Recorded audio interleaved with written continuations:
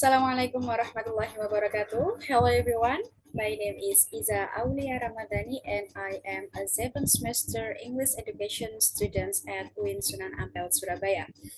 In this occasion, I would like to present my journal article with title Exploring Multimodality in a Student Self-Directed Learning Unit to Facilitate Differentiated Learning.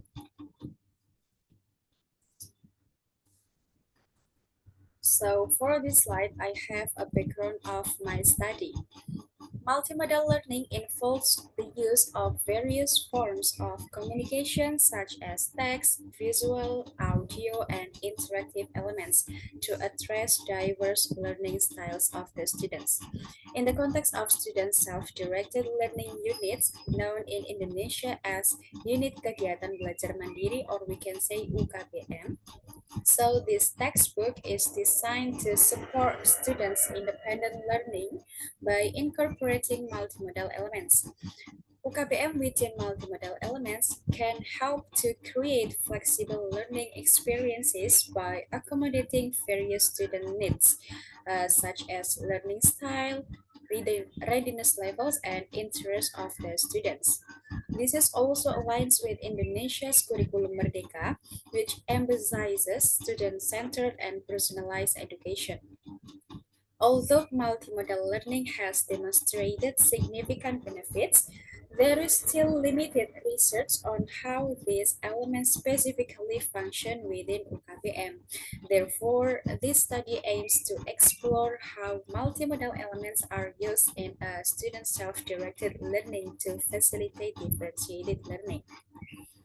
So for the second slide is about research question. For the research question, I have only one research question. There is, how are multimodal elements used in a student self-directed learning unit to facilitate differentiated learning?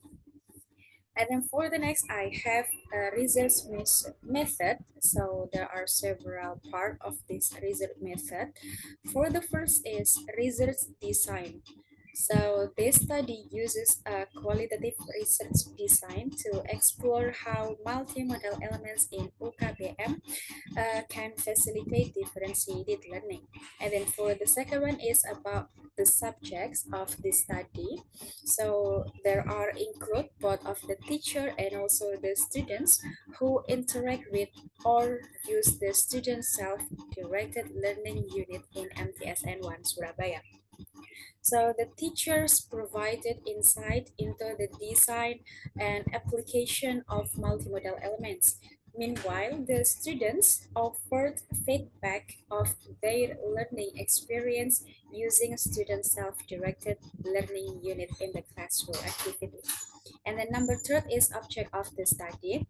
So the object of the study is a student self-directed learning unit in MTSN 1 Surabaya.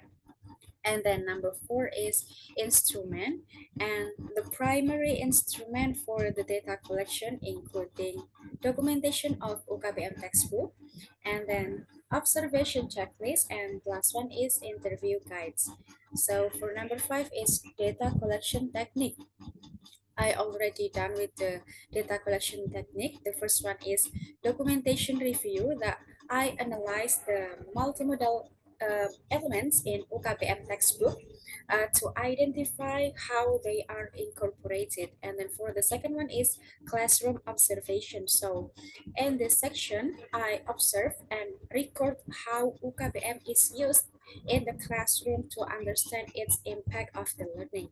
And then the last one is interview. So I already conducted the semi-structured interview between the teachers and also the students to explore their perspective on the use of multimodal elements in facilitating differentiated learning. And then the last one is data analysis. So for analysis the data, I collected the UKBM first, and then I analyze it using table. And then the second one is I observe classroom sessions where UKBM is used, and then I analyze it using notes. And the last one is I conduct the interviews between the teacher and also the students, and I analyze it using transcribe. And then for the finding and also the discussion, so it can be find that the analysis of the student's self-directed learning unit or UKBM reveals that it uses various multimodal elements to support different learning styles.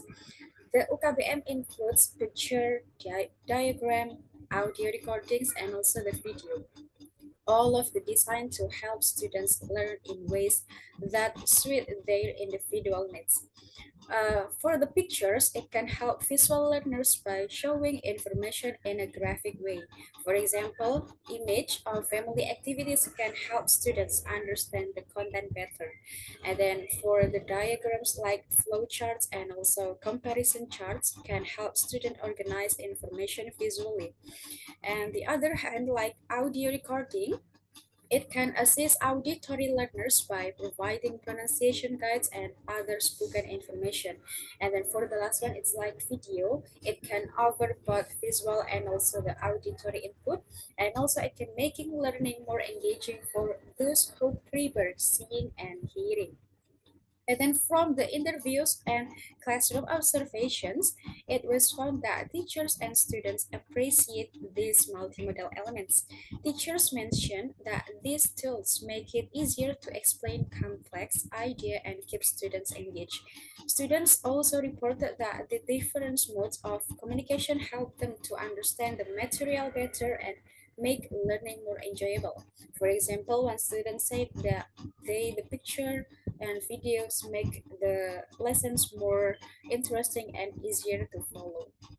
And then we go to the last slide. It's about conclusion. So I can conclude for this study that using multimodal elements in OKPM, it can help to meet the diverse needs of students and facilitating differentiated learning, including the learning styles, readiness levels, and also interests of the students. So by combining pictures, diagrams, audio, and video, OKBM makes learning more accessible and effective. So therefore, the use of these elements has been shown to enhance student understanding and engagement, and it also making it valuable tool in education. So this is my presentation for today. I think it's enough. The last I say thank you. Wassalamualaikum warahmatullahi wabarakatuh.